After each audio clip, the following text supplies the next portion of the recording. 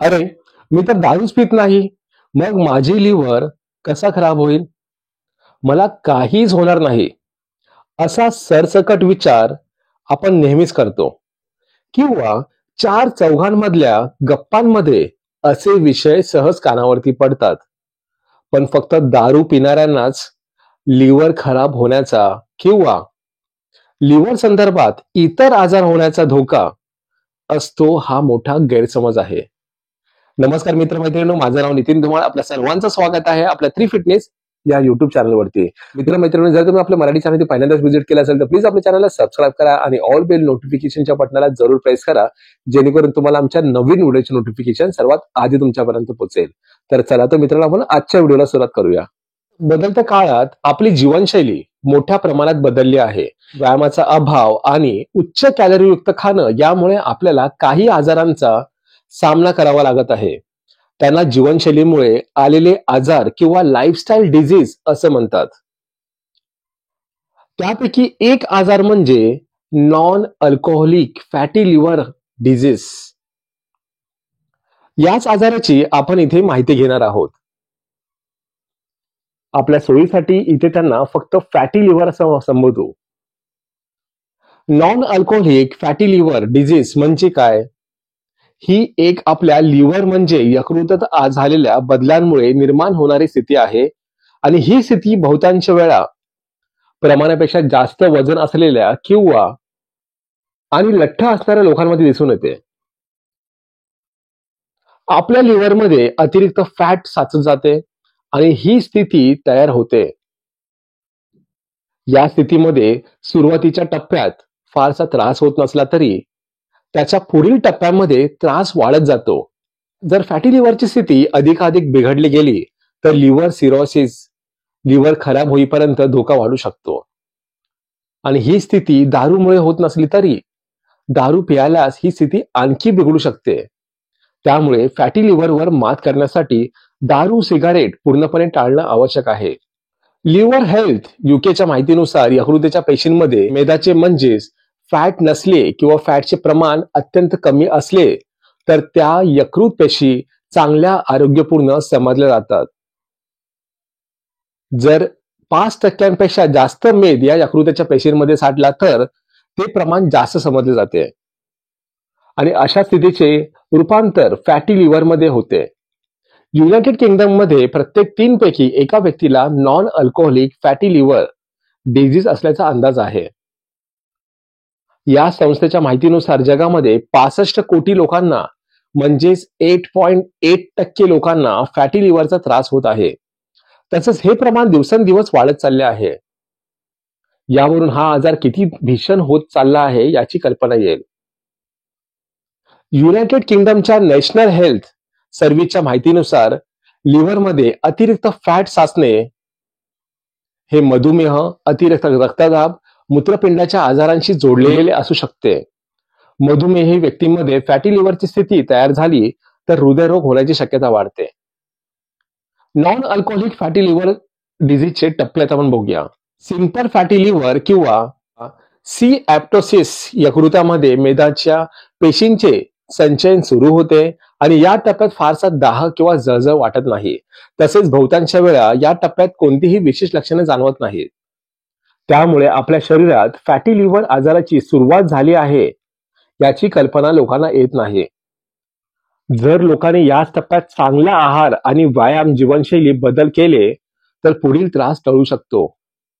स्टीॲव्टोहायपॅटायटिस या टप्प्यात यकृतात मेदपेशी म्हणजे फॅट सेल्स वाढून दाह म्हणजे इन्फ्लेमेशन सुरू होते. यकृत जेव्हा आपल्या खराब झालेल्या युतींचे टिश्यूज दुरुस्ती करत असतं तेव्हा हा दाह होतो.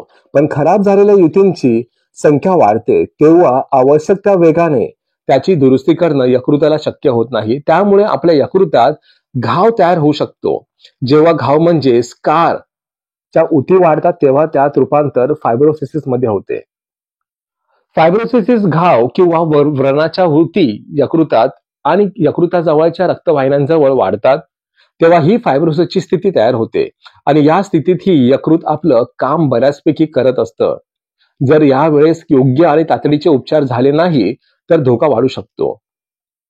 सामान्य यकृत पेशींच्या जागी या घावाच्या पेशींची संख्या वाढली तर यकृताला मोठा धोका पोहोचतो आणि सिहोसिस होऊ शकतो.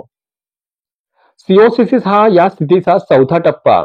या टप्प्यात यकृत योग्य प्रमाणे काम करत नाही याची लक्षणे दिसू लागतात.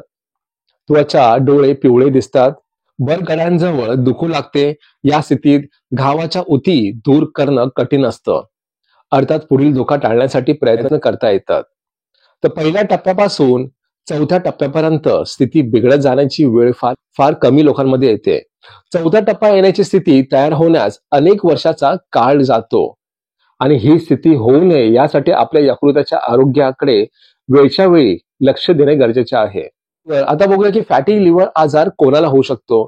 जर तुमचे वजन जास्त असेल, तुम्ही लठ्ठ ओबेस असाल तर हा धोका जास्त असतो.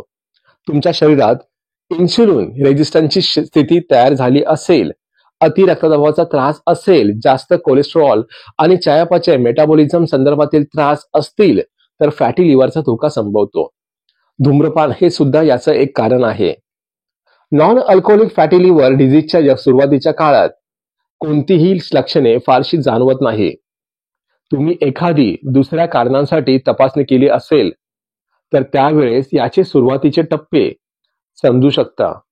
पण NHSच्या माहितीनुसार फायब्रोसिसमध्ये काही वेळेस पोटाच्या उजव्या बाजूला वरती उजव्या बरगडीच्या खाली दुखू लागते, फार दमायला होतं, विनाकारण वजन कमी होतं, अशक्त वाढते, सिहोसिस झाल्यावर त्वचा पिवळी पडते, डोळ्यातला पांढरा भाग पिवळा होतो, पाय सुचतात. या आजाराचं निदान कसं होतं? नॉन अल्कोहोलिक फॅटी लिव्हर डिझीजचे निदान अल्ट्रासाऊंड स्कॅनिंग चाचणीतून होतं.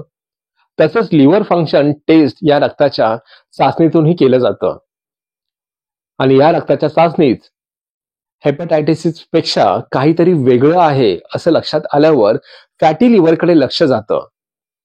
त्यानंतर ते कितव्या टप्प्यात आहे हे पाहण्यासाठी वेगवेगळ्या प्रकारची एक रक्त चाचणी करतात आणि एक विशेष अल्ट्रासाऊंड स्कॅन फायब्रोस्कॅन करतात. काही वेळेस बायोप्सी ही केली जाते.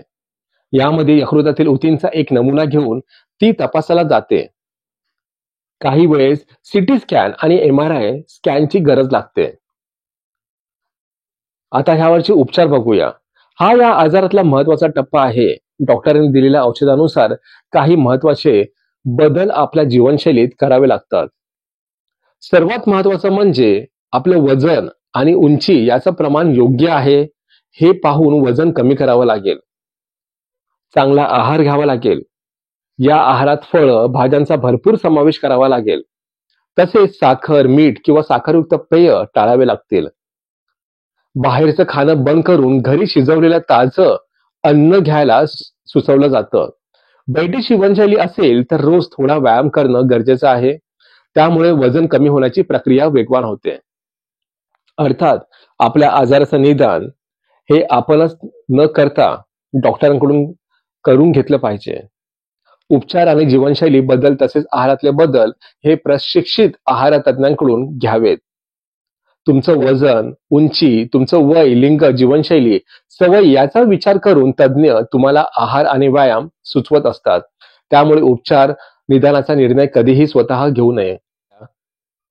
नॉन अल्कोहोलिक फॅटी लिव्हर डिझीजचा विचार केल्यास त्याची बहुतांश कारणे तुमच्या मेटाबॉलिक प्रक्रियेत, त्यातही वजन वाढल्यामुळे दिसू शकते. तसेच टाईप 2 डायबिटीज आणि उच्च रक्तदाब याबरोबरही तो दिसतो. यावर उपचार करण्यासाठी वेगवेगळी औषधे दिली जातात.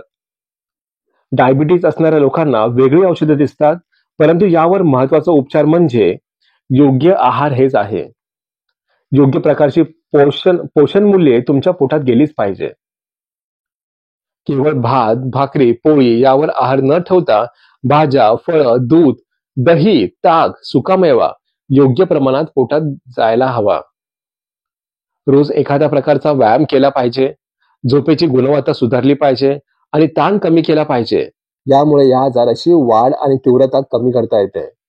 युनिव्हर्सिटी ऑफ इलिनॉसने नुकत्याच केलेल्या एका अभ्यासात 1 दिवस आड केलेल्या उपवासामुळे दररोज व्यायाम केल्यामुळे फॅटी डिझीज कमी झाल्याचे दिसून आले आहे. तर मित्रमैत्रिणींनो, आजचा व्हिडिओ तुम्हाला कसा वाटला आम्हाला कमेंट सेक्शनमध्ये नक्की सांगा. आणि अशाच प्रकारच्या व्हिडिओच्या माहितीसाठी आपल्या 3 फिटनेस या युट्यूब चॅनलला सबस्क्राईब करायला विसरू नका. तर पुन्हा भेटू आपण एका नवीन विषयावरती. आजच्यापुरती एवढंच. जय महाराष्ट्र, फिट महाराष्ट्र. धन्यवाद.